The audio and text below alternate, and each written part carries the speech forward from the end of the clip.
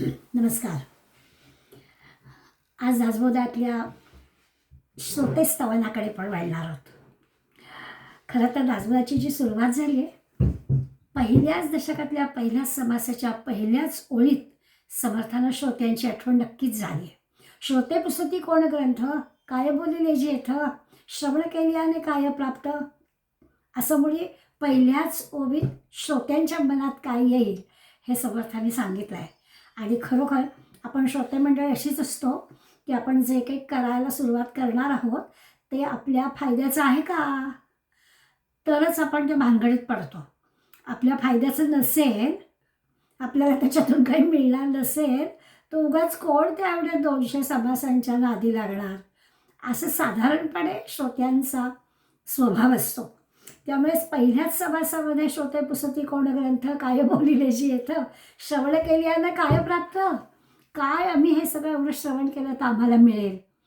आणि मग समर्थांनी लगेच त्या प्रश्नाचं उत्तर दुसऱ्या ओळीमध्ये देऊन टाकलं आणि आपल्याला सांगितलं, ग्रंथानामे दासबोध, गुरु शिष्यांचा संवाद, येथ बोलीला विषद, भक्तिमार्ग. आणि मग सांगून टाकलं की हा सुसंवाद आहे श्रोत्यांच्या आणि वक्त्याच्या मधला, आणि या दोघांच्या सुसंवादातून आपल्याला नक्कीच एक काहीतरी विशेष आनंदाची प्राप्ती होणार आहे. आणि ह्या ग्रंथातून भक्ती मार्गाच्या द्वारा आपल्याला हा आनंद प्राप्त होणार आहे. अशी सुरुवात दासबोधामध्ये समर्थांनी केली. त्या सुरुवातीला ज्या श्रोत्यांचं स्मरण समर्थानं झालं, त्या श्रोत्यांना समर्थांनी इतक्या उंचीवर नेऊन ठेवलं आहे. आणि आपण कसे नम्र आहोत, आपण किती श्रोत्यांच्या तुलनेमध्ये अत्यंत आपल्याजवळ काहीच अंगी बळ नाही आहे. आणि श्रोते जे माझे आहेत ते मोठे सर्वशक्तिमान विद्वान असे आहेत. अशा पद्धतीचा सगळा विचार या समासात समर्थ आपल्याला करताना दिसणार आहेत. खरं तर असं असतं की एखादा मोठा ग्रंथकार जेव्हा एखादा ग्रंथ आपल्याकडून करणार असतो, त्याची सगळी तसं म्हटलं तर चौकट त्याच्या मनात तयार असते. म्हणजे असं नाही झालं की जसं जसं सुचत गेलं तसं तसं समर्थांनी दासबोध लिहिला, असं नाही आहे. तर समर्थांच्या मनामध्ये या ग्रंथाची जी चौकट आहे ती अगदी पक्की तयार होती.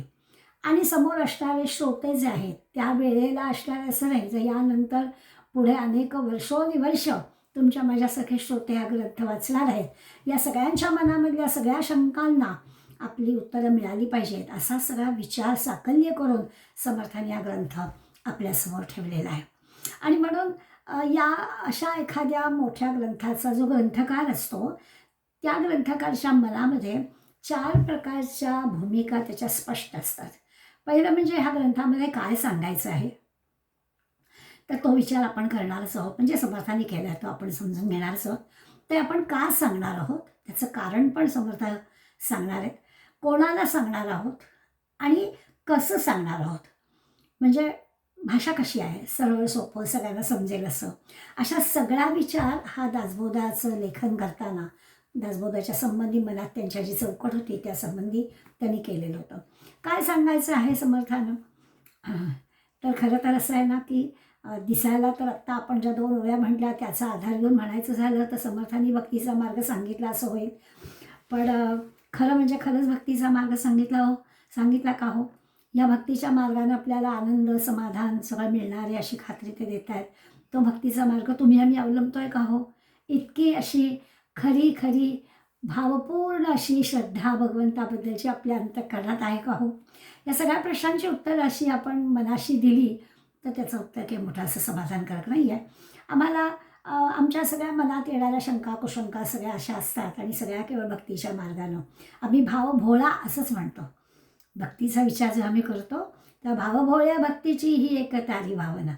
आम्ही जेव्हा वारीचा विचार करतो तर आमच्या मनात येतं की आम्ही शहरी मंडळी, आमच्या मनात एवढी श्रद्धा एवढी भक्ती एवढा पांडुरंगाबद्दलचा भाव नाही आहे की जवळ काहीही नसताना मी अशी 2-4 महिने बाहेर राहीन आणि माझं सगळं पांडुरंग बघेल, अशा प्रकारची गोष्ट नाही. नर्मदा परिक्रमाला जाताना आपल्याजवळ काहीच ठेवायचं नाही आणि परिक्रमा करायची 4 महिने, हा विचार मनात आला की अनंत प्रश्न शहरी तुमच्या माझ्या मनामध्ये येणं हे अगदी स्वाभाविक आहे. त्या भक्तीच्या मार्गानं आपल्याला हा सगळा आनंद समाधानाची प्राप्ती होईल असं जर समर्थ सांगत असतील तर ते काही तुम्ही आम्ही इतक्या चटकन मान्य करू असं नाही. मग काय ग्रंथामध्ये समर्थानं सांगायचं आहे, तर सगळ्यांना समजेल असं सांगायचं आहे ना. हे सगळे श्रोते खुश झाले पाहिजे, सगळ्या श्रोत्यांना आनंद मिळाला पाहिजे. त्यामुळे भक्तीचे नियोगदेव सांगताना सुद्धा सामान्य माणसाचं आचरण कसं असावं, गीतेचा आधार घेऊन समर्थांनी या संबंध ग्रंथामध्ये आपल्याला सगळ्या श्रोत्यांना आनंद कसा मिळेल याच्या संमतीचा नक्कीच विचार केलेला आहे. त्यात काय सांगायचं आहे तर सर्व प्रकारच्या श्रोत्यांना आनंद मिळेल हेच सांगायचं आहे. जरी प्रश्नाचं उत्तर देता असं म्हटलं की भक्तीचे नियोगे देव निश्चय पावती मानव ऐसा आहे अभिप्राय ये ग्रंथी असं स्पष्टपणानं सांगितलेलं असलं तरीसुद्धा आपल्या लक्षात येतं किती किती विषय घेणार आहेत समर्थ पुढल्या संबंध ग्रंथामध्ये. खरंच प्रातःकाळी उठावे, काही पाठांतर करावे, यथानुशक्ती अनुभवावे, सर्वोत्तमासे, हे काही तुम्हाला मला सांगायला हवं आहे का हो? प्रातःकाळी उठावे तुम्हा आम्हाला म्हटलं मी, आता पुढल्या पिढीबद्दल नको बोलूया, त्यांना प्रातःकाळ माहिती आहे की नाही कोण जाणे, पण प्रातःकाळी उठावे, काही पाठांतर करावे असं सगळं, किंवा दिशेशी जावे, कोणाला न कळेल अशा ठिकाणी जावं वगैरे वगैरे, अशा सगळ्या गोष्टी काही समर्थांनी सांगितल्या, त्या काही सांगायला हव्या का हो? त्या भक्तीच्या मार्गात येतात का हो? पण सगळ्या सामान्य मंडळींचं आचरण कसं असावं, कुठल्या प्रकारच्या आचरणाने आपल्या हळूहळू स्वभावामध्ये कसं परिवर्तन होईल आणि ते सगळं परिवर्तन देऊन आपलं जे आचरण आहे त्या आचरणाने आपल्याला खऱ्या खऱ्या अर्थानं आनंद समाधान कसा प्राप्त होईल, हा सगळा विचार ग्रंथात काय सांगायचं आहे या संबंधित समर्थांनी केला आहे. आता फक्त श्रोतेस्तवनाचा विचार करताना आपण नुसता जवळ पाहणार आहोत, कारण संबंध ग्रंथ आपण नंतर ऐकणार आहोत, तेव्हा आपल्याला याचा अर्थ कळेल की खरंच काय काय समर्थांना सांगायचं आहे. का सांगायचा विचार केला तर समाज परिस्थिती तत्कालीन आणि आजची सुद्धा बरं का, समाज काळ बदलला तरी समाजातले प्रश्न काही बदलले तशातला भाग नाही आहे. त्यावेळची समाजाची परिस्थिती विचारात घेता समाज सगळा कसा भयभीत झालेला होता, स्वत्व विसरला होता. आपल्या जवळ काही बळ आहे, आपण काहीतरी बळ दाखवू शकतो, आपण संघटित होऊ शकतो, अशा प्रकारचं मनामध्ये सुद्धा समाजामध्ये येत नव्हतं. समर्थांच्या चरित्राचा विचार केला तर आपल्या लक्षात येतं की इतक्या लहान वयामध्ये 12 वर्षाचं पण समर्थांचं वय नव्हतं आणि तेव्हा कुठेतरी दडून बसला होता. शोधलं सगळ्यांनी आणि मग लक्षात आलं की काळोख्या अंधाऱ्या खोलीमध्ये बसलेत, विचारमग्न अवस्थेत बसला आहे हा मुलगा, लहान वय आहे आणि काय करतोस बाबा असं अंधारामध्ये इथे. तेव्हा जे उत्तर दिलं आहे ते उत्तर त्यावेळच्या समाज परिस्थितीचा झालेला परिणाम आहे. आणि समर्थांनी नारायणाने उत्तर दिलं होतं, चिंता करीतो विश्वाची. या विश्वाची चिंता पडली आहे. त्यावेळेचा जो समाज होता, त्यावेळची जी 750 वर्ष यवनांचं राज्य आपल्यावर होतं, आपण स्वत्व विसरलो होतो. आपलं स्वतंत्र काहीतरी राष्ट्र असावं, आपला काही धर्म असावा, आपल्याला हिमतीनं वागता यावं, अशा प्रकारे आपल्याला काही करता यावं असं समाजाला वाटतच नव्हतं. अशी परिस्थिती होती. चरित्रामध्ये आपल्याला अनेक प्रसंग दिसतात की श्रेष्ठींच्या आणि समर्थांचे, म्हणजे समर्थांच्या मोठ्या भावाचे काही संवाद आहेत आणि त्या संवादातून हे कसं चालणार, कुणीतरी आपलं येतं घोड्यावरून स्वार होऊन 5-50 जणं आणि आपलं सगळं गाव उद्ध्वस्त करून जातं, लेकीबाळींना पळवून नेलं जातं, शेतं उद्ध्वस्त केली जातात, वाडे जाळले जातात, हे काय चाललं आहे. अशा प्रकारचा प्रश्न समर्थांनी आपल्या श्रेष्ठीला विचारला होता. आणि जोपर्यंत आपली समुदायातली शक्ती येत नाही तोपर्यंत आपण हे थांबवू शकणार नाही, हे त्यांच्या लक्षात आलं होतं. आणि मग त्यासाठी जे समाज परिवर्तन करायचं, त्या ग्रंथ का सांगायचा तर हे जे काही समाज परिस्थिती आहे, ती समाज परिस्थिती जर बदलायची असेल तर कशा प्रकारचा विचार व्हायला पाहिजे, त्याचाही विचार ग्रंथ का सांगायचा या प्रश्नामध्ये येतं. श्रोत्यांचं स्तवन समर्थ करणार आहेत, पण हेतू सगळा असा आहे की मी जे ग्रंथ लिहितो आहे त्या ग्रंथाचं वाचन करणारे जे श्रोते आहेत त्या श्रोत्यांना या सगळ्यांची प्रश्नांची उत्तरं माझ्या ग्रंथामध्ये मिळणार आहेत. मी काय या ग्रंथात सांगणार आहे, मी का सांगणार आहे, हे समर्थ करणार आहे.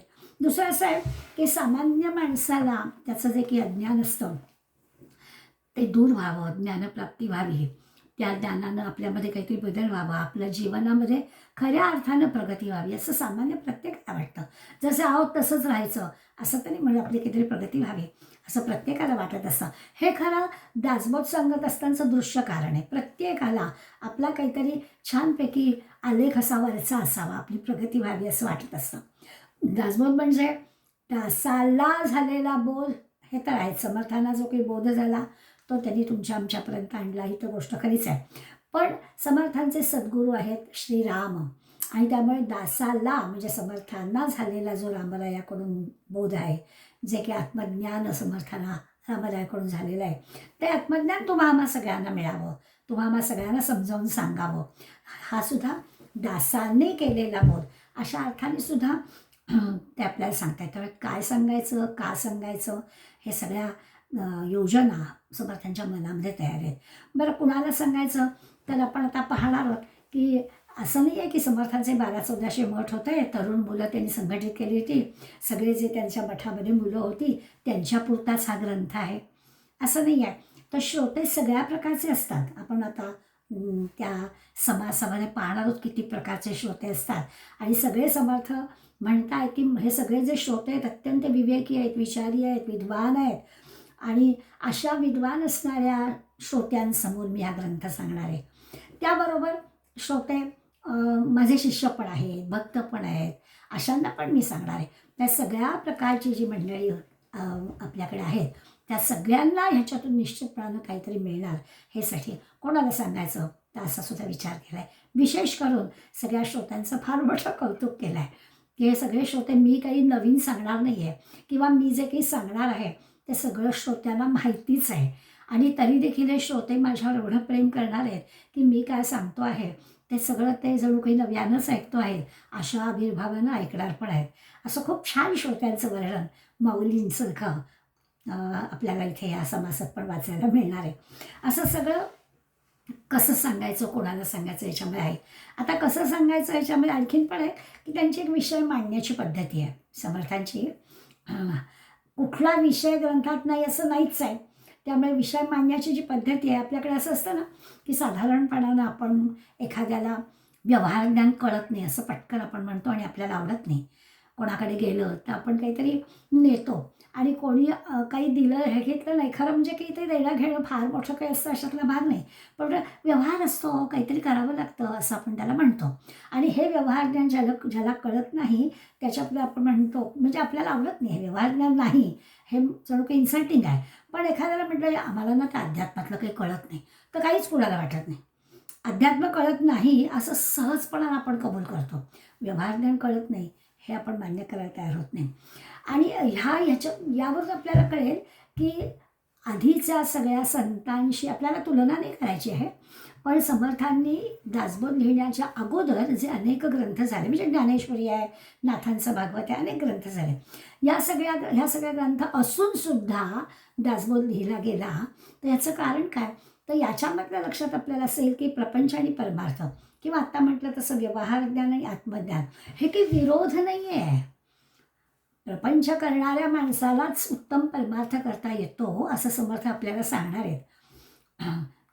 सगळ्या दासबोधामध्ये म्हणताना संसारी माणूस आणि परमार्थ असं जमणारच नाही असं नाही होणार. परमार्थ होतो, प्रपंच करता करता उत्तम प्रपंच करणारा माणूस उत्तम परमार्थ करतो असं समर्थ सांगणार आहेत.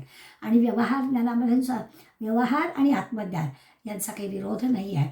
आत्मज्ञानाची प्राप्ती प्रपंच करणाऱ्याला किंवा व्यवहारामध्ये काम करणाऱ्याला होणारच नाही असं काही नाही आहे. ही जी काही दोघांची सांगड घातलेली आहे ती आपल्याला पदोपदी दासबोधामध्ये दिसणार आहे. या दोघांची अध्यात्माची आणि व्यवहाराची, प्रपंचाची परमार्थाची, ध्येयवाद आणि वास्तववाद या सगळ्या गोष्टी जोडलेल्या आहेत असं समर्थ आपल्याला सांगणार आहेत. आणि याच्यासाठी समर्थांची जी एक विशेष स्वतंत्र अशी प्रज्ञा आहे, म्हणजे त्यांचे स्वतःचे विचारांवर त्यांची श्रद्धा आहेच, आणि सामान्य आम्हाला पण ते सगळं पटेल अशी सांगण्याची जी त्यांची हातोटी आहे ती आपल्याला लक्षात येईल. असा सगळा 4 प्रश्नांचा विचार सामान्यपणानं ग्रंथकाराच्या मनामध्ये असतो, आणि त्या सगळ्या 4 याच्यामध्ये हा जो श्रोता आहे तो अतिशय महत्त्वाचा आहे. त्याच्यासाठी हे सगळं करायचं असतं. आणि म्हणून केवळ असं नाही की विद्वान ज्ञानी अशा श्रोत्यांना, हीन असणारे, दुःखी असणारे, अशिक्षित असणारे यांनासुद्धा दासबोध समजेल. म्हणजे मी यशवंतराव चव्हाणांचं नेहमी उदाहरण देते की यशवंतराव चव्हाणांनी जे कृष्णाकाठ नावाचं आत्मचरित्र लिहिलं आहे त्याच्यामध्ये एक प्रसंग दिला आहे. त्याच्यामुळे त्यांनी असं सुरुवातीला आहे की माझी आई अशिक्षित होती, माझ्या आईला काही लिहिता वाचता येत नव्हतं, परंतु प्रत्येक जसं आईला आपला मुलगा चांगला व्हावा, हुशार व्हावा, बुद्धिमान व्हावा, त्याचं उज्ज्वल असं काहीतरी भविष्यात घडावं असं प्रत्येक आईला वाटत असतं. तसं यशवंतरावांच्या आईलाही वाटत होतं. आणि घरामध्ये जे एक पुस्तक होतं ते पुस्तक मुलांनी वाचावं. आता हिला लिहिता वाचता येते, त्यावेळी त्या पुस्तकात काय आहे हे हिला माहिती नाही आहे, पण तिला एवढं माहिती आहे. आणि म्हणून ती यशवंतराव म्हणायचे की आम्हाला सांगायचे की त्यातली 2 पानं वाचल्याशिवाय भाकरी देणार नाही.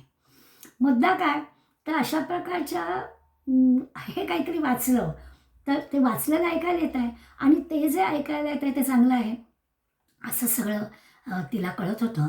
त्यामुळे नुसतं लिहिता वाचता येत नाही आहे म्हणून अशिक्षित असं नाही, पण अशाही मंडळींना कळावं आणि त्यांच्या जीवनामध्ये परिवर्तन व्हावं असा सुद्धा विचार आजही आपल्याला ना थोड्या वेगळ्या पद्धतीने विचार केला तर लक्षात येतं की खेडेगावातून आत्तासुद्धा समर्थांच्या खूप ठिकाणी बैठकी चालू असतात. अगदी गावागावातून वस्तीवर या बैठकी असतात. अनेक त्या बैठकीला जाणारी जी मंडळी असतात ते अशिक्षित असतात किंवा आजही असतात, त्यांना लिहिता वाचता येते, पण ते जे ऐकतात आणि त्याच्यामधून त्यांना जे त्यांच्या मनामध्ये जे परिवर्तन होतं ते नक्कीच उल्लेखनीय आहे. त्यामुळे ह्या ग्रंथाचे श्रोते फक्त विद्वान आहेत, हुशार आहेत, बुद्धिमान आहेत आणि मगाशी वर्णन केलं तसं समर्थाच्या जगदीशमूर्ती त्याला म्हणणार आहेत, आपण त्याचा विशेष उल्लेख करणारच आहोत. असं असलं तरी त्याबरोबर अज्ञानी, दीन, दुःखी, अगदी अशा मंडळींसाठी सुद्धा हा दासबोध आहे. आणि म्हणून समर्थ याच्यामध्ये उल्लेख करून सांगतात की अगदी कोणी असू दे, बद्धापासून सिद्धापर्यंत या आध्यात्मिक क्षेत्रामध्ये बद्ध आहे, काहीच तयारी नाही, त्याच्यापासून जो सिद्ध आहे, ऋषी मुनी सिद्ध अशा मंडळींसाठी सुद्धा हा ग्रंथ कुणीही वाचला तरी नक्कीच त्या वाचकांना परमार्थ स्वरूप समजून त्यांनी वाचावं, ऐकावं आणि या सर्वांना खऱ्या अर्थानं अत्यंत नम्रतापूर्वक समर्थ नमस्कार करा. कुणीही बद्धापासून सिद्धापर्यंत, अडाणी असो असरपासून सुशिक्षितापर्यंत किंवा आत्ता म्हटलं तसं प्रापंचिकापासून महंतापर्यंत कुणीही जरी असला तरी समर्थ म्हणतात की तो माझा श्रोता आहे, त्यामुळे त्या श्रोत्यांना मी नमस्कार करतो. आता ह्या सगळ्यामध्ये खरं म्हणजे देणारा आणि घेणारा हे दोघेही महत्त्वाचे असतात. हे सगळं देणारे म्हणून समर्थांचं तर महत्त्व आहेच आणि श्रोते घेणारे ते जे काही ज्ञान देत आहेत ते घेणारे, या दोघांचाही विचार केला तर दोघांचंही महत्त्व आहे. समर्थ म्हणतात की अहो दोघांचं महत्त्व नाही, त्यातल्या त्यात मी तर असं म्हणेन की वक्त्यापेक्षा श्रोता श्रेष्ठ, कारण श्रोते नसतील तर आमचा काय उपयोग आहे असं ते सांगतातच आहे. त्यामुळे वक्ता म्हणे मी वक्ता नव्हे श्रोते विणं, श्रोतेच नसतील तर वक्ता काय करणार आहे. त्यावेळी श्रोता वक्ता हे दोघंही देणारे घेणारे या अध्यात्मविद्येच्या क्षेत्रामध्ये दोघंही महत्त्वाचे आहे, किंबहुना वक्त्यापेक्षा श्रोता अधिक महत्त्वाचा आहे असं समर्थ आपल्याला सांगतात. आता असे ब्रह्मज्ञानी किंवा ऋषीमुनी काय महामानव म्हणायचं तर या सगळ्यांच्या रांगेत खरं म्हणजे बसणारे समर्थ आहेत. स्वतः एवढी 12 वर्ष साधना केली आहे, एवढं मोठं देशपर्यटन केलं आहे, खूप मोठा विचार केला आहे, आपल्या ग्रंथाची चौकट ठरलेली आहे आणि असा सगळा ग्रंथ ते लिहित आहेत. त्यामुळे खरोखरच विद्वानांच्या, ऋषीमुनींच्या अशा महामानवांच्या रांगेमध्ये बसण्याचं खरं म्हणजे त्यांचं आहे. तरी देखील ते श्रोत्यांपुढे अत्यंत नम्र होताना आपल्याला दिसतात. जवळजवळ 10-12 ओव्या त्यांनी श्रोत्यांचं मोठेपण सांगण्यामध्ये या समासात लिहिलेत. आणि माऊली जसं महेशांच्या मूर्ती तसं समर्थाने इथे जगदीश मूर्ती असं म्हटलं आहे. साधू दिसती वेगळं आले परी ते स्वरूपी मिळाले असतं, सांगणं एकच असतं. दिसायला जरी असं वाटलं काळ वेगळा आहे, कारणं वेगळी आहेत, तरीसुद्धा दोघांच्या मनामध्ये श्रोत्यांबद्दलचा भाव कसा आहे तो कळेल. बालगंधर्व आपल्या श्रोत्यांना प्रेक्षकांना सुरुवात करतानाच देवा म्हणत असत. देवा म्हणायचं आणि मग बोलायला सुरुवात करायची, गाण्याला सुरुवात करायची. त्यामुळे श्रोते किती महत्त्वाचे असतात हे मोठ्या लोकांनी दाखवून दिलेलं आहे. सगळे संत तसं पाहायला गेलं तर श्रोत्यांना भगवत स्वरूप बांधतात. अशा अर्थाने समर्थ म्हणतात की खरं अर्थ जाणे परमार्थाचा ऐसा श्रोता मिळेल कैसा. खरं कारण असं आहे की परमार्थाचा अर्थ मी सांगणार आहे, तो समजावून घेणारा श्रोता मिळाला ना तर त्या वक्त्याला अधिक आनंद आहे. आधी तरी म्हणतात की सगळ्या प्रकारचे श्रोता हे जगदीश मूर्तीच आहेत. माझ्यासाठी वक्ता म्हणून मी जर असेल तर श्रोत्याचं महत्त्व जास्त आहे हे मान्यच आहे, पण तरी देखील परमार्थ समजणारा श्रोता मिळाला तर वक्त्याला विशेष आनंद होतो. जसं गोंंदवलेकर महाराजांनी असं म्हटलं आहे की अहो मी ना इथे नामाचं दुकान मांडून बसलो आहे, मी सगळ्यांना नाम देतो आहे, फुकट वाटतो आहे, नाम घ्या सांगतो आहे, पण सगळं गिऱ्हाईक जे येतं ना ते हिंगमिऱ्याचं येतं. सगळे लोक येतात ना ते प्रपंचातले प्रश्न मला विचारतात. हो, महाराजाला फार दुःख होतं त्याने मी नाम वाटायला बसलं. ते सगळे संत परमार्थाच्या क्षेत्रामधलं आपली प्रगती कशी होईल, हे सगळं जे काही दृश्य जग आहे, या दृश्य जगातल्या ज्या सुखाच्या गोष्टी म्हणून आपण सगळ्यात जवळ केलेल्या आहेत, या सगळ्या खऱ्या सुखाच्या गोष्टी नाही आहेत, हे सगळं समजावून द्यायचं आहे. पण असं समजणारा श्रोता मिळाला तर त्या संतांना विशेष आनंद होतो. समर्थ म्हणतात की श्रोत्यांचं खरं तर आपलं जे बोलणं आहे, वक्ता म्हणून जे बोलणारा असतो त्याच्या मनात जो श्रोत्यांबद्दलचा भाव असतो ते एका अर्थाने श्रोत्यांची पूजा असते. म्हणजे असं आहे की आपले शक्तीनुसार भावे पूजावा परमेश्वर. आता परमेश्वर इथे कोण आहे तर श्रोता परमेश्वर आहे वक्त्याचा. तर तो ते म्हणता आहेत असं की आपल्या शक्तीप्रमाणे निश्चितच भगवंताची त्या श्रोत्यांची पूजा करावी, श्रोत्यांना सांभाळून घ्यावं, श्रोत्यांना अगदी नम्र भावाने त्यांना वंदन करावं, अगदी बरोबर आहे. परंतु पूजू नये हा विचार कुठेच नाही, पण श्रोत्यांचा विचारच करायचा नाही असं नाही कोणी म्हटलेलं आहे. त्यांना नम्र भावानं त्यांना वंदन करावं असं समर्थ सांगतात. आता या ओवीचा विचार केला ईश्वर म्हणून तर आपल्याला अर्थ जरा वेगळा वाटेल. हां, आपल्या शक्तीनुसार भावे पूजावा परमेश्वर. भगवंताची पूजा करावी. कशी करावी? अहो अगदी म्हणतात तसं थोडंसं एवढंसं दूध सगळ्यांना तृप्त करावं आणि थोडंसं दूध शंकराच्या पिंडीवर व्हायला न्यावं, त्यांनी सुद्धा भगवंताची पूजा होते. पण आपली कुवत कशी आहे त्याप्रमाणे करावी. म्हणजे काय, मीराबाई म्हणते की ती राणी आहे तर तिने सगळे म्हणतात तसे 64 भोग भगवंताला द्यावेत की. आपली कशी कुवत आहे त्याप्रमाणे भगवंताची पूजा. पूजूच नाही आहे असं नाही की म्हटलेलं. तसं आहे की समोर श्रोते कोण आहेत त्या श्रोत्यांप्रमाणे. मी माझं एक उदाहरण देते. 1-2 वर्षापूर्वी शिवथरगाईच्या परिसरामध्ये असणारे एक आंबे शिवथर नावाची वस्तीचं गाव, छोटी वस्ती, छोटंसं गाव, पण तिथे राम मंदिर आहे.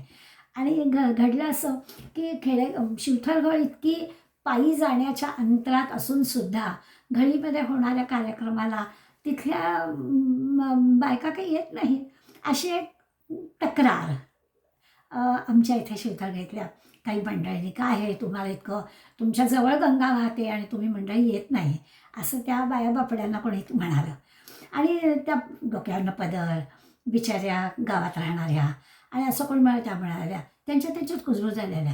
आमच्या कोंबड्यांना, गाईला, शेळ्यांना कोण पाणी पाजलं, इथे 4 तास येऊन बसले तर कसं चालणार, असं त्यांनी आपलं आपापसात बोललं. आणि खरोखरच मी ते ऐकलं आणि माझ्या मनात आलं की तुम्ही आम्ही सगळे सुखवस्तू आहोत. आम्ही या सगळ्या ग्रंथांचा अभ्यास करावा, आम्ही ऐकावं, आम्ही वाचावं, आम्ही परीक्षा द्याव्यात, हे आमच्यासाठी आहे. त्यांच्यासाठी काय आहे, त्यांनी त्यांच्या गाई, म्हशी, शेळ्या, कोंबड्या यांची सगळी व्यवस्था करावी आणि मग आपलं जे काही थोडंफार आपल्याला वाटेल तो देवाची पूजा करते, त्यांचं पूजन आहे. त्यामुळे आपल्या शक्तीनुसार भावे पूजावा परमेश्वर, हे अगदी बरोबर आहे. नारद मुनींना भगवंतांनी सांगितलं होतं की सगळ्यात लाडका शिष्य तो शेतकरी आहे ना, शेतात काम करतोय ना, तो आहे माझा. नारद म्हणाले मी इतकं 24 तास तुझं नाव घेतोय आणि मी नाही, आणि तो कधीच नाव घेत नाही. कारण त्याचं असं की त्याचे जे कष्टाची कामं आहे, श्रमाची कामं आहेत ती करून तो जे काही एकदा नाव घेत असेल, एकदा स्मरण करत असेल, ते त्याच्यासाठी पुरेसं आहे. त्या आपल्या शक्तीनुसार भावे पूजावा परमेश्वर, परंतु पूजू नये हा विचार कुठेच नाही, असं समर्थ आपल्याला या समाजात श्रोत्यांच्या स्तवनात सांगणार आहेत. मग श्रोत्यांच्या बाबतीत विचार करायचा झाला तर श्रोते परमेश्वर आहेत, श्रोते जगदीश मूर्ती आहेत. त्या श्रोत्यांना मान्य होईल असं आपण सांगावं, असं त्यांना म्हणायचं आहे, असं आपल्या लक्षात येईल. आणि श्रोत्यांचं समाधान होणार नाही असं नाहीच सांगू. तो श्रोता ज्या प्रकारचा आहे, ज्या पद्धतीने तो हे वाचेल, अभ्यास करेल, तसं त्याचं समाधान झालं पाहिजे. यथासांग करणं शक्य नसलं तरी आपल्या शक्तीप्रमाणे करावं असं त्याचा अर्थ. आणि मग याला जोडून समर्थ पुढल्या ओळीमध्ये म्हणतात की अहो मी कसं आहे माहिती आहे का, मी वाघ दुर्बळ आहे. समर्थ, मी सुरुवातीला असं म्हटलं की एवढा मोठा ग्रंथ तयार करण्याची चौकट त्यांची ठरलेली आहे, म्हणजे सगळ्या मोठ्या ग्रंथकारांचं तसं असतंच. आणि इथे मात्र ते आपल्याला सांगतायत अहो मी ऐसा वाघ दुर्बळ, मी कसं आहे तर माझ्याजवळ काही शब्द समृद्धी नाही. श्रोते परमेश्वरी केवळ, श्रोते तर काय प्रत्यक्ष परमेश्वरच आहेत आणि मी वाघ दुर्बळ आहे. त्यामुळे यांची पूजा वाचा बरळ कैसा आहे. मग या श्रोत्यांना समाधान वाटेल, आनंद वाटेल. श्रोतेरूपी या परमेश्वराची पूजा मी असं वाघ दुर्बळ कसं काय करू शकणार. असं स्वतःकडे अत्यंत नम्रपण, अत्यंत कमीपण घेतात, अत्यंत धाकुलेपण, माऊलींचा शब्द आहे, असं धाकुलेपण आपल्याकडे घेतात आणि श्रोते परमेश्वर स्वरूप आहे ते सांगतात. तर माझे जे बरळ म्हणजे ओबडधोबड शब्द आहेत, माझे काही असे फार मोठे वाक्चातुर्य दाखवणारं असे शब्द सामर्थ्य माझ्याजवळ नाही. त्यामुळे श्रोते रूप परमेश्वराची पूजा या अशा माझ्या वागदुर्बळ आणि भरड बनणाऱ्या ओबडधोबड असणाऱ्या शब्दांनी मी करणार आहे. पण ती सगळी तुम्ही नक्कीच गोड मानून घ्याल असं पुढे ते आपल्याला सांगणारच आहेत. आता समोरचे श्रोते कसे आहेत, चांकनिष्ठ का विद्वान का काय ज्ञानी, हे सगळं खरं म्हणजे अशी काही समर्थांची दृष्टी आहे. कोणीही समोर असणारा श्रोता कोणीही असो, तो ज्ञानीच आहे असं म्हटलं, परमेश्वरच आहे असं म्हणूनच त्यांना त्या जाणीवेनंच त्यांनी लिहिलं आहे. त्यामुळे पुढे ते आपल्याला सांगतात की अहो हे माझे जे श्रोते आहेत ना, त्या श्रोत्यांच्या दृष्टी खालून गेला असा एकही विषय नाही. म्हणजे त्यांना माहीत नाही असं काही नाहीच आहे. त्यांना सगळ्या गोष्टी माहीत आहेत. तरी देखील मी हा मोठा हे सांगण्याचा प्रयत्न करणारच आहे. खरं तर माझा मोठा म्हणजे धारिष्टच आहे हे असं करणं.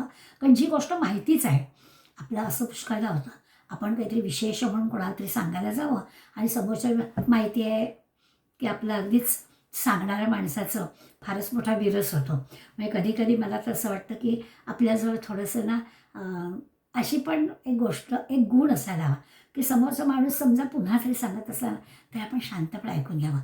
ते लगेच म्हणूच नाही आहे की मला माहिती आहे किंवा नंतरसुद्धा म्हणू नाही आहे. कारण सांगणाऱ्याचा जो आनंद असतो ना, तो आनंद त्याला मिळू द्यावा. वय वाढलं की ह्याची गोष्ट जास्त जाणवते की खरंच आपल्या लक्षात राहत नाही आणि आपण सांगितलेलीच गोष्ट परत सांगायला जातो आणि समोरच्या माणसाला समजा धुडकावून माहिती आहे मला की मग आपला विरस होतो. ती गोष्ट इथे समर्थांच्या सांगण्यातून आपल्या लक्षात येते. समर्थ म्हणतात की माझ्यासमोर बसलेले सगळे श्रोते जे आहेत ना, ते मोठे ज्ञानी आहेत, अभ्यासू आहेत, त्यांना माहीत नाही अशी गोष्टच नाही आहे. खरं म्हणजे ज्यांचे दृष्टी खालून गेले ऐसे काहीच नाही उरले. पदार्थ मात्राचे लक्षिले मनेजयांच्या. खऱ्या अर्थाने सगळे श्रोते सर्वज्ञ आहेत, ते त्यांच्या नजरेखालून गेले नाही अशी गोष्टच नाही आहे. आणि असं असून सुद्धा ज्या दृश्य गोष्टी आहेत त्या दृश्य गोष्टी त्यांनी मनाने पाहिलेल्या आहेत आणि तरी देखील हे सगळं मी आपल्या ज्ञानाचा तोरा मिळवावा, मीच सांगतोय असं सांगावं, असं काही खरी आवश्यकता नाही आहे. असं सगळं त्यांना कल्पना आहे. त्यावेळी निरूपणामध्ये त्यांच्या अतिशय नम्रता आणून ते सांगतात की खरं ना, संतांकडून आपण ही नम्रता शिकावी. आपण फार थोडेसे स्वतःला शहाणे समजतो आणि सगळं आचरण करतो, पण हे समर्थांचं वाचलं ना की किती नम्रता, किती आपल्याकडे कमीपण घ्यावं की असं वाटतं की अरे यांच्याकडून ही नम्रता आपण शिकली पाहिजे. खरोखर समर्थांनी म्हणजे माऊलींचा दृष्टांत तर आपल्याला माहितीच आहे. माऊली म्हणतात की लहान बाळ असतं, ते आपल्या वडिलांना भरवतं आणि मग तो मुलगा जणू काही आपल्याला घास भरवतो आहे आणि आपलं पोट भरतं आहे असं समजून ते वडीलसुद्धा त्याच्यापुढे करतात आणि आनंद घेत असतात. जैसा स्वभाव मायाबापांचा अपत्य जरे बोले बोबडी वाचा. आणि खरं आई वडिलांचं वागणं कसं असतं तर त्या लहान मुलाला बरं वाटेल, लहान मुलाला आनंद होईल असं वागतं की, त्यामुळे ते जेव्हा घालतं तरी त्यांना बरं वाटतं किंवा बोबडे बोल असले तरी त्यांचे ते त्यांना बरे वाटतात. तसं म्हणाले माझं आहे की माझे हे सगळे श्रोते आहेत ना, ते माझ्यावर असं आई वडिलांसारखं प्रेम करत आहेत. त्यामुळे मी जे काही सांगतो आहे ते काही खरं नवीन काहीच नसेल त्यांना, पण तरी देखील ते माझ्यावरच्या प्रेमामुळे सगळं ऐकून घेणार आहेत. बाल म्हणजे बोबडं जरी बोललं तरी कसं आईवडिलांना आनंद होतो तसं म्हणे आहे. आणि असा सगळ्या श्रोत्यांचा स्वभाव आहे. माऊलींनी जसं उदाहरण दिलं आहे तसं समर्थपणे एक उदाहरण देतात. ते उदाहरण देतात, व्याघ्रसिंह भयानक देखोनी भयचकित लोक, परी त्यांची पिल्ली निशंकता यापुढे खेळते. तैसा तव संतांचा मी अंकित, तुम्हा संतांपाशी बोलत, माझी चिंता तुमचे चित्त साहिरच की. दोनच ओव्या सांगितल्या, पण समर्थाने दिलेल्या दृष्टांत लक्षात घेतल्या कसं होतं की अरे ते म्हणजे म्हटलं तर श्वापद व्याघ्रसिंह भयानक, आपल्यासारख्याला त्यांची भीती वाटते. पण त्यांची जी पिल्ली आहेत ती पिल्लं त्या व्याघ्रसिंहांच्या अंगाखांद्यावर खेळतात की. व्याघ्रसिंह भयानक आपल्याला देखोनी व्हायचे की तर लोकांना भीती वाटते, परंतु त्यांची पिल्ली निश्चंकता यापुढे खेळती, छानपैकी त्यांच्या भोवती खेळतात, त्यांच्या अंगाखांद्यावर खेळतात. तसं माझं आहे. तैसा तव संतांचा मी अंकित. तुम्ही श्रोते मंडळी म्हणजे संत आहात आणि तुमच्या संतांच्या समोर मी आहे. तैसा तव संतांचा मी अंकित. तुम्हा संतांपाशी बोलत मला जे काही वाटतं आहे ते मी या ग्रंथाच्या रूपानं तुम्हाला सांगतो आहे. आणि ते सगळं माझी चिंता तुमचे चित्त साहिल सगळे. तर माझं कसं सांगणं होईल, माझं सांगणं चांगलंच कसं होईल, या सगळ्याची चिंता मला करायचं काय कारण आहे. तुमचे चित्त साहिल सगळे, तुमच्या चित्ताला ती सगळी चिंता आहे. जसं पुढे आपण नमस्काराचा समास वाचला ना, त्याच्यामध्ये साधू व्हावे नमस्कार घाली, त्याची चिंता साधू सगळ्या करे. जो कोणी सज्जनाला नमस्कार करतो ना, त्या नमस्कार करण्यामध्ये एवढी शक्ती आहे की या नमस्कार करणाऱ्याच्या सगळ्या चिंता त्या नमस्कार करणाऱ्याच्या सज्जनाकडे जातात. आपल्याला काही चिंताच राहत नाही. तसं इथे आहे की तुम्ही माझे श्रोते आहात आणि ते श्रोते असे काही आहात की मला काही चिंता करण्याचं कारणच नाही. माझ्या ग्रंथाबाबतच्या सगळ्या चिंता, मी जे काही लिहितो आहे, जे काही तुम्हाला सांगतो आहे, ते सगळं त्याची चिंता तुम्हाला लागेल अशा प्रकारचं वर्णन समर्थ करतायत. आणि मग पुढे म्हणतायत, तरी न्यूनते पुरते.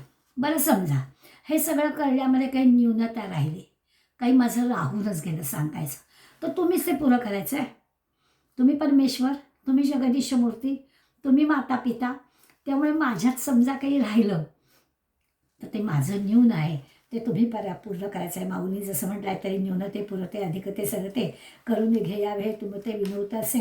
तसं ते समर्थ पण आपल्याला सांगणार आहेत. माऊलीने सांगितलं आहे, माझं न्यून तोही पूर्ण करा. समर्थ पण सांगा, आपले बोलणे वाऊगे, समजा माझं काही वाऊगं झालं म्हणजे मी काही चुकीचं सांगितलं, मी जे सांगतो आहे ते समोरच्याला नीट पटलं नाही, ते पटवून द्यायचं असेल तर त्यासाठी सुद्धा तुम्हीच आहात ना. त्याची संपादनी करणे लागेल, ते काही सांगायची आवश्यकता नाही. जसं असतं ना की आपलं मूल काही समजा वावगं बोललं, त्या आईवडिलांना सांभाळून घ्यावं लागतं. तसंच आहे की माझं काही वावगं झालं, मी जे काही ग्रंथलेखन करताना वावगं जो चुकीचं बोललं गेलं, चुकीचं लिहिलं गेलं, तर तुम्ही मंडळी आहातच की.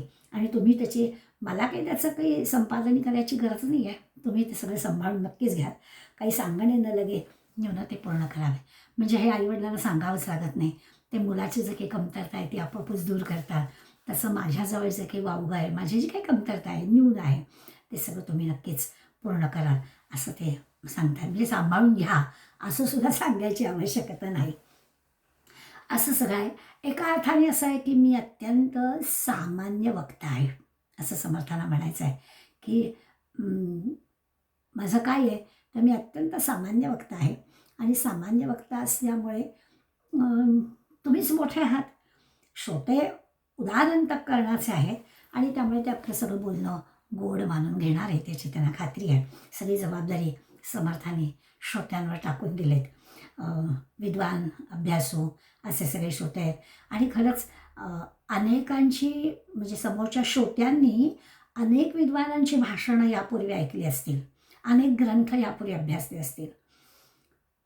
म्हणजे असं आपण आत्ताच्या ह्याच्यात म्हणू शकू की हो मी ना आता उद्या नवीन वर्ष सुरू होतं आहे ना, मी आता ठरवलं आहे आता उद्यापासून मी दासबोधाचा अभ्यास करणार आहे, असं समजा आपल्याला एखाद्या मैत्रिणीने आपल्याला सांगितलं, तर मग आपण म्हणतो हो का, पण यापूर्वी तिने अनेक ग्रंथांचा अभ्यास केला पण असेल, ज्ञानेश्वरी वाचून झाली असेल, नाथांचा भागवत वाचून झाला असेल, गीता वाचून झाली असेल, अनेकांची पुस्तकं वाचून झाली असतील, यूट्यूबवरती अनेक प्रवचन असतात ती ऐकून झाली असतील. त्यामुळे समोरचे श्रोते माझा ग्रंथ अभ्यासताय तर ते अत्यंत विद्वान आहेत, अभ्यासू आहेत, त्यांनी यापूर्वी अनेकांचे ग्रंथ वाचले आहे. तरी देखील आपला ग्रंथ किंवा आपली शब्दसुबोध जी काही आहेत ती श्रोते ऐकायला तयार झालेले आहेत, असा भाव संतांचा असतो. संतांना असं नाही वाटत की हा समोरचा याला काहीच येत नाही आहे आणि म्हणून मी काहीतरी विशेष सांगतो आहे. समर्थ म्हणतात असा माझा भाव नाही. माझ्या पुढे असणारी सगळ्या मंडळींनी अनेक गोष्टी ऐकलेल्या, पाहिलेल्या, वाचलेल्या, शिकलेल्या आहेत आणि तरी देखील ते माझं काही ऐकतायत असा भाव समर्थांच्या मनात नक्कीच आहे. आता ही जर गोष्ट आपण लक्षात घेतली ना, तर समर्थांना आपल्याला असं सुचवायचं आहे की कुठल्याच वक्त्याने, म्हणजे आजसुद्धा कुठल्याच वक्त्याने जरा देखील अहंकार बाळगण्याचं कारण नाही आहे. आपण काहीतरी फार मोठं श्रोत्याला सांगतोय, ही ओवी वाचली की मी पण थबकते की खरंच आहे, कुठे जर मनामध्ये असं येत असेल आपल्या की मी काय तो दासबोध सांगते आहे आणि माझं काय तर यूट्यूबवर येतं आहे. यूट्यूबवर काय अनंत मंडळींनी किती सुंदर सुंदर गोष्टी आपल्याला दिल्या आहेत, आपण काहीच नवीन सांगत नाही आहोत. बरं असं आहे की आपलं त्याच्यात काहीच नाही आहे. समर्थ काय म्हणाले, माऊली काय म्हणाल्या, भगवंत काय सांगतो आहे, नाथ काय म्हणाले, तुकारामाने काय म्हटलं, हेच तर सांगतोय, आपलं काय आहे त्याच्यात. त्यामुळे आपण काहीतरी सांगतो आहोत असा जर भाव कुणाच्या मनात असेल तर समर्थाने इथे दाखवून दिलाय की असा भाव मनातून वक्त्यांनी काढून टाकला पाहिजे.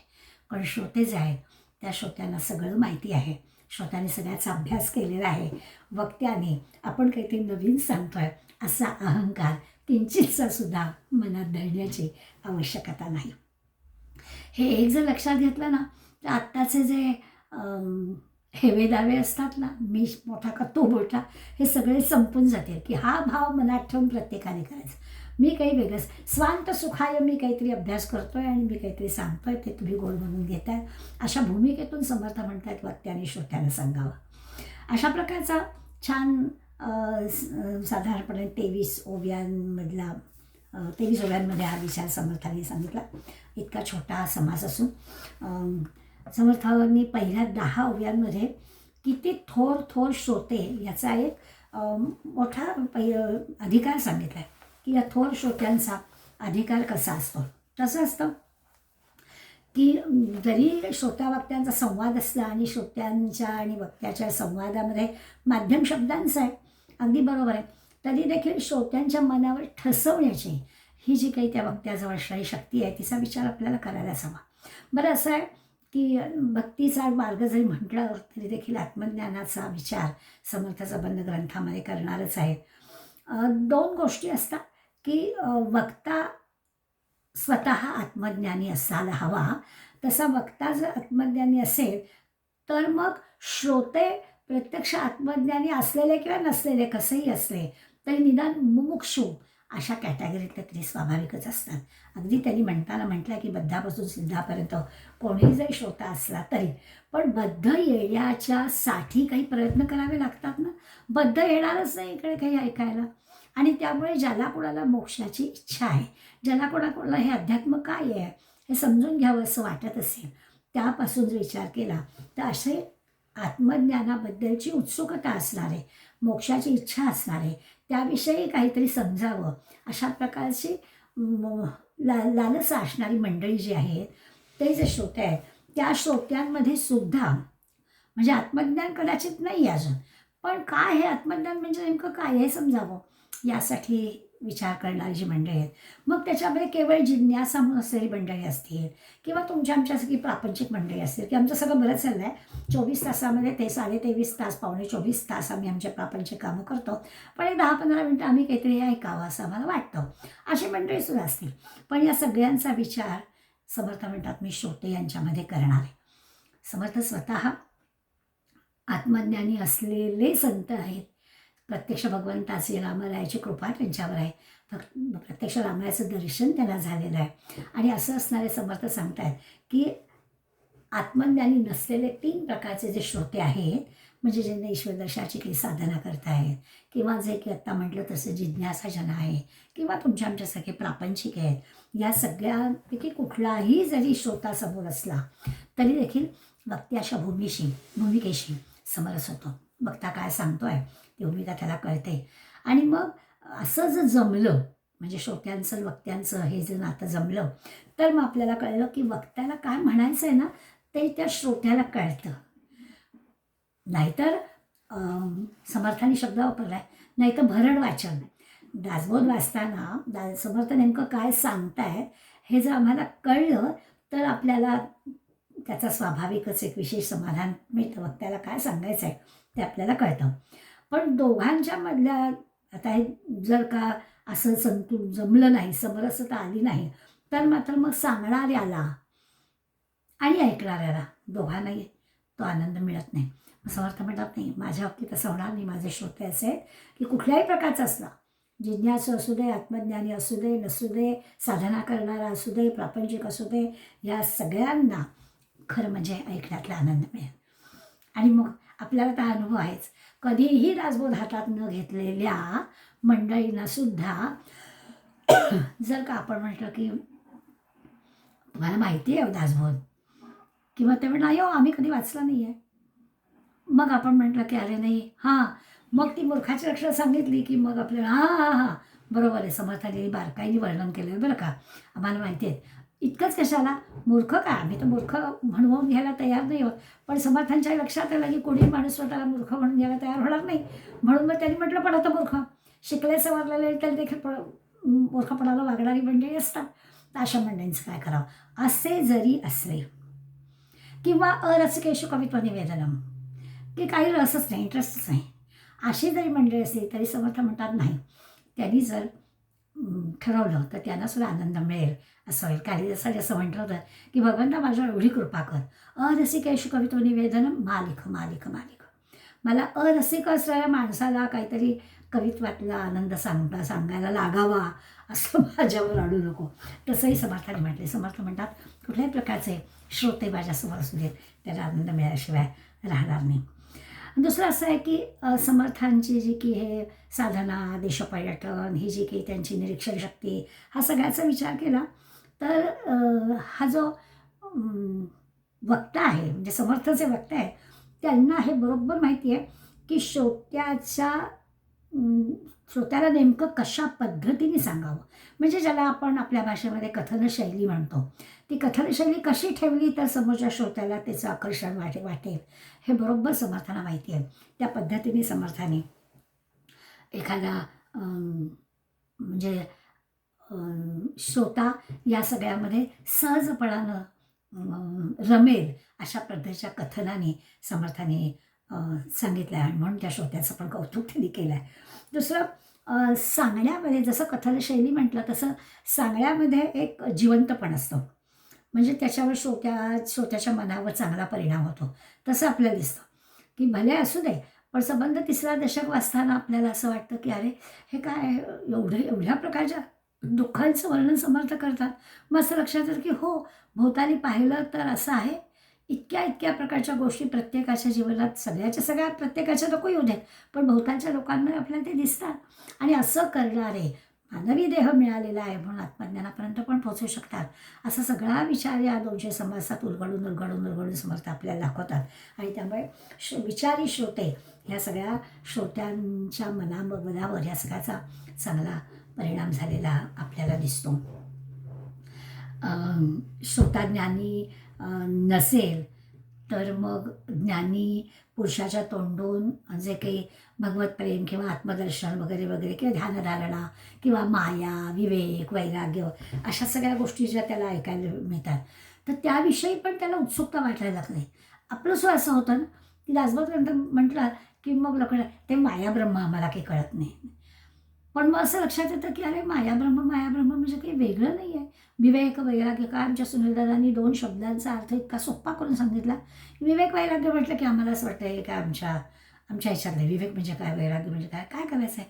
पण मग सांगितलं नावड आणि निवड, मग आपल्याला कळतं. सारी गोष्ट सांगितली की छान लहान मूल खेळतं आहे आणि आई एकीकडे काम करते आहे, आणि मग मूल रडायला लागलं, मग आई काय करते, त्यासमोर खेळणी पडले, त्याला आवडणारं खेळणं पुढे सरकवते, आपण काम करते, एकीकडे त्याच्याशी बोलते, तरी देखील त्या मुलाला काही मन रमत नाही त्याचं, पुन्हा ते बोकाळपडसं करायला लागतं.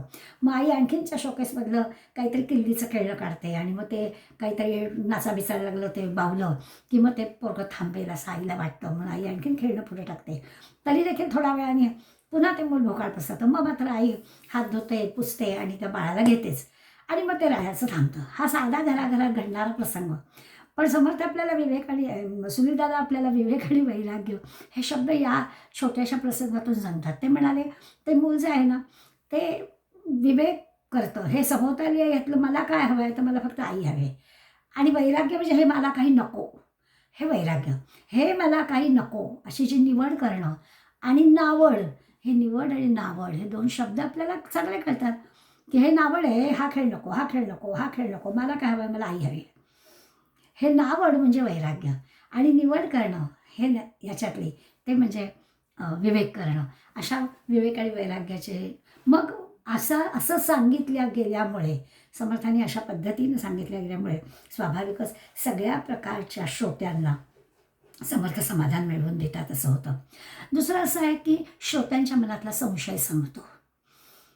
श्रोता निशंक होतात, शंका राहत नाही मनामध्ये, हे असंच का, असं होत नाही. छानपैकी दासबोधामध्ये कितीतरी ठिकाणी आपल्याला दिले की उपासना करावी म्हणजे काय करावं, उपासनेचा नेमका अर्थ काय आहे, नवविधा भक्ती आपल्याला सांगितलेल्या आहेत. इतकं कशाला, किती किती 82 तत्त्व सांगितले, त्याची यादी दिली आहे, त्याचे किती किती मोठे चार्ट करून दाखवले, पंचक किती किती सांगितले. या सगळ्यांचा अर्थ सांगून आपल्याला एक एक एक एक एक एक गोष्ट श्रोत्यांना खऱ्या अर्थाने निशंक करेल. आणि मग आपल्याला अरे वा, मनामधल्या सगळ्या शंका दूर झाल्या, संशय दूर झाले, असं एकेका गोष्टीचा श्रोत्यांना हा आनंद समर्थ मिळवून देणार आहे. म्हणून सुद्धा समर्थ सांगतायत की ज्ञानी असला किंवा ज्ञानी नसला तरी त्या श्रोत्यांना या अशा पद्धतीनं, कसाही असू दे श्रोता, शब्दज्ञानी असू दे नाही तर अज्ञानी असू दे, आत्मज्ञानी असू दे, सगळे काही एकाच प्रकारचे नसतात. त्यामुळे सगळ्या प्रकारच्या श्रोत्यांना समाधान मिळेल असं माझ्याकडून सांगण्याचा. पण मी अल्पमती आहे, त्यामुळे मी जे काही सांगितलं आहे त्याच्यात सगळ्या श्रोत्यांना आनंद मिळेल असं सांगतात. थोडं असं असतं की संतांचा विचार केला तर मग अशी त्यांनी म्हटलं की वक्ता काय सांगणार आहे त्याच्या आधीच श्रोत्यांना सगळं माहिती असतं. कारण असे श्रोते असतात, त्यांचा शब्द सगळा पाठ असतो, त्यांचं वाचन दांडगं असतं, त्यांच्याकडे असलेलं म्हणजे एका अर्थानं खरोखर ज्याला असं स्फूर्ती वाटेल, स्फूर्तीचं झाला वाटेल अशी मंडळी असतात. त्यामुळे समर्थ सांगतात की असे श्रोते माझ्यासमोर असे की मला आणखीन स्फूर्ती येते सांगायला.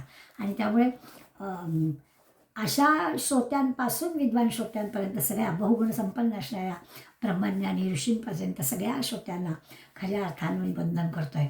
कारण ह्या सगळ्या श्रोत्यांमुळेच मी हे असं करायला दजलो आहे, अशा प्रकारचं काम करायला. आता हा जेव्हा आपण विचार केला की 4 प्रश्नांची उत्तरं ग्रंथ तयार करण्यापूर्वी मनामध्ये असतात असं आपण पाहिलं. आणि मी मगाशी असं म्हटलं की सगळे म्हणजे सगळ्या प्रकारचे जेव्हा श्रोते असतात तर त्याची फार मोठी यादी समर्थांनी आपल्याला दिली आहे. साधारणपणाने अधिकारी श्रोते जे 10व्या ओव्यांमध्ये 10 ओव्यांमध्ये समर्थांनी ना एक श्रोत्यांच्या गुणांची यादी दिली आहे. किती श्रोत्यांना अशा उंचीवर नेऊन ठेवते. म्हणजे श्रोते ना सत्वगुणाचा समुद्र असतात, सत्वगुणाचा समुद्र. आणि मग एकेका उपमेचं किंवा एक दिलेल्या ह्या गुणाचा जर विचार करता असं वाटतं की समर्थांच्या मनात श्रोत्यांविषयी जो आदर आहे तो तर आहेच. आणि खऱ्या अर्थाने असं लक्षात येतं की अशा प्रकारच्या संतांच्या ग्रंथांचा अभ्यास करण्याची इच्छा होणारी जी मंडळी आहे ती खरंच तशी असायला हवी. सत्वगुणी माणसंच ह्याच्याकडे वळणार, बाकी कोणाला वेळ नाही आहे ह्या अशा प्रकारच्या ग्रंथांचा अभ्यास करायचे. आत्ता ह्या गीता धर्ममंडळ किंवा संबंध घर घर में गीता किंवा हा जो काही पाठांतराचा एवढा जगभर गीतेचा किती जणं त्याच्यामध्ये भाग घेतात, लोकसंख्येचा विचार केला तर किती जण आहेत असं पाहिलं तर असं वाटतं काही ठराविक संख्या, ठराविक मंडळी जातात.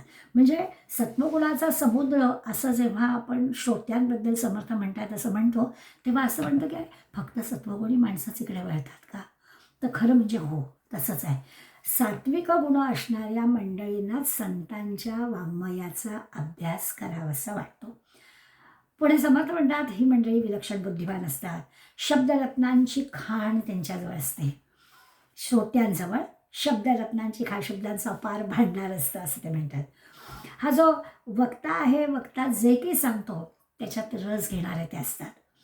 म्हणजे वक्ता सांगत असताना आपल्याजवळ ज्ञान आहे हे ते जरा बाजूला ठेवतात आणि अगदी इंटरेस्ट घेऊन वक्ता काय सांगतो ते ऐकतात.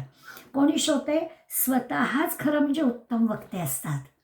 वेळप्रसंगी उत्तम वक्ता म्हणून सुद्धा श्रोता निश्चितपणाने त्या विषयावरती मतमांडणी करू शकतो असे पण श्रोते असतात. आणि असे जी मंडळी असतात त्या मंडळींच्या वक्तव्यातून खरोखरच सगळ्या शंकांचं निरसन होतं. या श्रोत्यांना समर्थांनी ईश्वराचे अवतार असं पण म्हटलेलं आहे, की श्रोते ईश्वराचे अवतार आहेत. फार ज्ञानी आहेत, बुद्धिमान आहेत. त्यांना म्हटलं आहे प्रत्यक्ष देवच आहेत. जसं आपण म्हटलं संत हे पृथ्वी तलावरचे देव आहेत, भूदेव म्हटलं आहे. भूदेव संतांशी सदा नमावे असं म्हटलं. ते भूदेव म्हणजे कोणतं संत?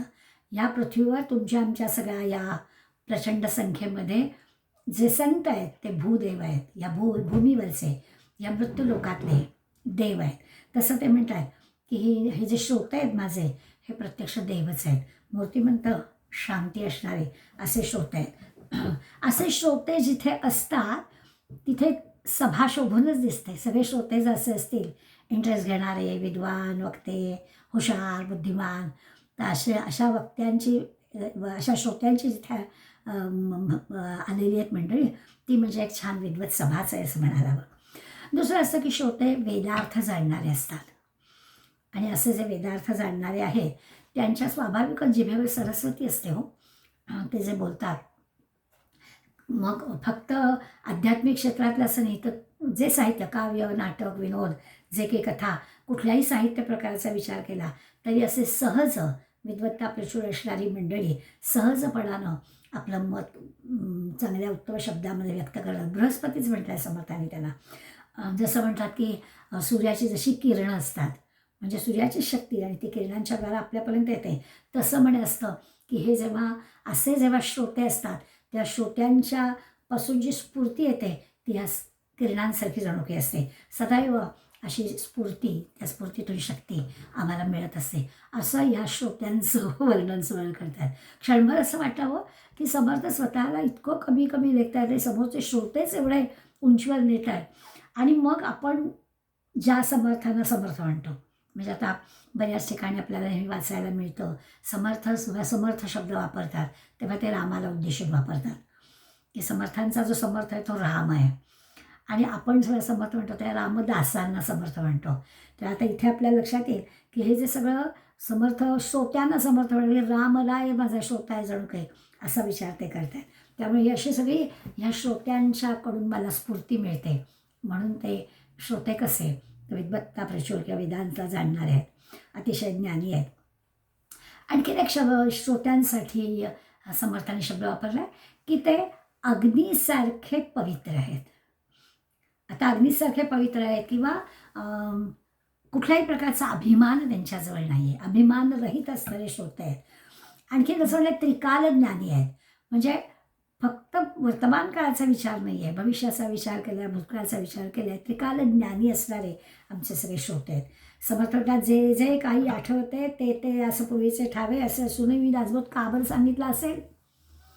जर का श्रोत्याला सगळंच माहिती आहे तर तरी देखील मी असं का सांगितलेलं आहे. तर 11, 12, 13 3 ओव्यांमध्ये त्यांनी असं म्हटलं की हो श्रोते गुणग्राही आहेत, आणि म्हणून हे सांगण्याचं धैर्य मी केलं आहे. जे काही मी सांगणार आहे ते त्यांना जरी माहिती असलं, जरी त्यांना कळत असलं तरीसुद्धा छान शब्द वापरला आहे, थोडासा रुचीपालट म्हणजे काय, तर आत्तापर्यंत जे सगळं ग्रंथ होते ते संस्कृतमधले आहेत, त्यामुळे असं वेदवाङ्मयावर आधारित सगळ्या ग्रंथांचा अभ्यास माझ्या श्रोत्यांनी केला असेल, अगदी बरोबर आहे, पण थोडासा रुचीपालट म्हणून मी मराठीमधलं, मायबोलीमधलं हे सगळं देणार आहे. त्यामुळे मगाशी जसं पूजेचा उदाहरण आपण घेतलं ते जर विचारात घेतलं तर आपल्या लक्षात येईल की जसं त्या पूजेमध्ये जसं प्रेमरस असतो, भगवंताची पूजा करण्यामध्ये जसा आनंद असतो, तसं म्हणे माझी शब्दरचना कशी जरी असली तरी श्रोते माझा भाव लक्षात घेतील. फार काही त्याच्यामध्ये राहिली की काय भाव आहे, जर पूजा करणाऱ्याचा भाव लक्षात घ्यायचा, तो काय पूजेला देतोय, प्रसादाला काय ठेवतो याच्यावरती देवप्रसन्न कसा होतो ते अवलंबून नाही, त्याचा अंतःकरणात भाव कसा आहे हे महत्त्वाचं आहे. तसं म्हणे आहे की जे माझे बुद्धिमान हुशार श्रोते आहेत ना, ते माझा हा सगळा ग्रंथ अभ्यासतात, ग्रंथ ऐकतायत, वाचतायत. याचं कारण काय आहे, तर त्याचं कारण हे आहे की त्यांना स्वाभाविकच ते माझा या ग्रंथलेखनाचा भाव पाहणार आहेत, आणि म्हणून ते ग्रंथ वाचणार आहेत. आणि असे श्रोते मिळाले, त्या श्रोत्यांमुळे मी ग्रंथ लिहायला प्रवृत्त झालो आहे. असा फार सुंदर विचार समर्थांनी श्रोत्यांबद्दलचा. खरं तर श्रोते स्तवन केलं आहे, म्हणजे श्रोत्यांची कृतज्ञता व्यक्त केली आहे, स्तवन केलं आहे, स्तुती केली आहे. आणि त्या श्रोत्यांची स्तुती करताना त्यांनी आपल्याला म्हटलं की परमेश्वर म्हणजे श्रोता हा कसा असतो, तो भावाचा भुकेला आहे.